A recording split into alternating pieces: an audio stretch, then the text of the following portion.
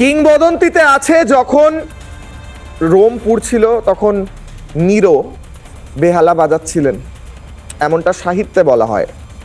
যখন বাংলার মানুষ পুড়ে যাচ্ছেন, মৃত্যু, পোড়া মাংস আর হাহাকারের শব্দ, তখন বাংলার মুখ্যমন্ত্রী নতুন কবিতা লিখেছেন। আসুন শুনি বাংলার মুখ্যমন্ত্রী মমতা বন্দ্যোপাধ্যায় নতুন কবিতা আপনাদের জন্য। কবিতাটার নাম হচ্ছে উপহাস। পাতা 17 নম্বর পাতা। আমি 3 দিনে হেলিকপ্টারে যেতে যেতে গঙ্গাসাগরে লিখেছিলাম, লাশ কাটা ঘরে পড়ে আছে লাশ। কত মানুষ মারা গেছে আজ পর্যন্ত? 140 জন হয়ে গেছে প্রায়। লাস্যময়ীরা করে উপহাস, মৃত্যুর যন্ত্রণায় কাঁদছে বাতাস। প্রাণঘাতীদের টর্নেডো ঝড়, একদিন তোমার ভাঙবে ঘর। আজ যারা চিরস্তব্ধ, আগামী দিন তোমাদের করবে বিদ্ধ। দেশে জন্মেও তারা বিদেশি,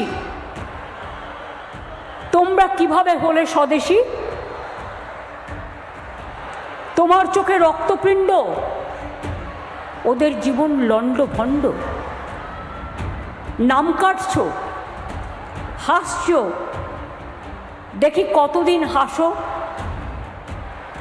তোমার জন্য লাশ কাটা ঘর অদৃশ্য শক্তিতে বাড়ছে তরতর। পাপ কখনো বাপেরও ছাড়ে না, মাথায় রাখবেন, প্রবাদে আছে। দারুণ, অসাধারণ। বাংলার মুখ্যমন্ত্রী মমতা বন্দ্যোপাধ্যায় লাশ কাটা, লাশময়ী লাশ, বিভিন্ন মৃতদেহের কথা বলছেন। এই মৃতদেহগুলো প্যাকেটে করে করে নিয়ে যাওয়া হচ্ছে, দেখছেন? যদি না দেখেন আমরা দেখাচ্ছি। আপনারা তো রিপাবলিক বাংলা ফলো করেন, ফলো করতে হয় তো, তাদের বিরুদ্ধে কিছু করতে গেলে তো ফলো করেন তো। তাহলে দেখুন কি দেখাচ্ছি আমরা। ব্রহ্মাস্ত্র নেব, তারপর যাব ডিবেটে। আজকের ব্রহ্মাস্ত্র, কিশোর অগ্নিবাণের আজকের ব্রহ্মাস্ত্র। ব্যর্থ সকল দপ্তর দায় নিয়ে কবে পদত্যাগ করবেন মমতা?